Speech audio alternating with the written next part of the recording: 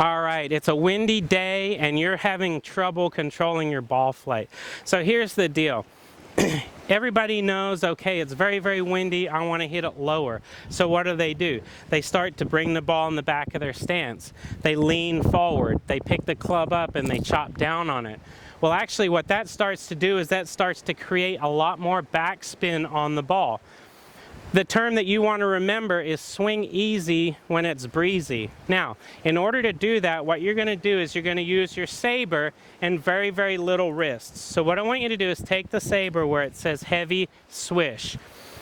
You take the Saber, take your grip, and what I want you to do is I want you to work on moving that Saber back and forth without the timing ball moving at all.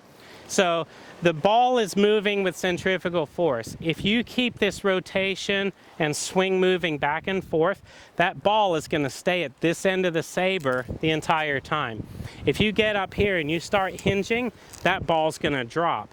When that ball drops, that means you just got steeper. And if you get steep on a windy day, you're going to punch down into the back of the ball. It's going to create more spin and you're going to lose control. So let's work on shallowing out your swing.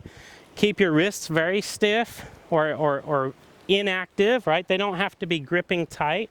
We just don't want a lot of wrist hinge because then that causes that ball to drop. So back and forth, go about waist high first. All right, then I want you to work it bigger and bigger. And you might see a tiny little wrist action right here, just a tiny little bend, and that's okay. But if you get to the top of your backswing and that ball starts to drop at all, you've created too much wrist hinge. Then I want you to do the same exercise holding the light snap end, okay? Same thing, back and forth. Then what I want you to do is create a little bit more speed as you do that. Because you have essentially immobilized your wrists, what you're going to do to create speed is use a better body rotation. You're going to use your hips and your shoulders better.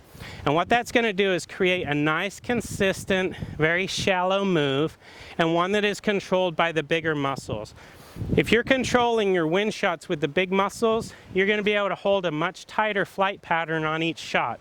If your small muscles get involved, that's when you start popping on the back of that ball, open or closed, and it starts to impart too much spin.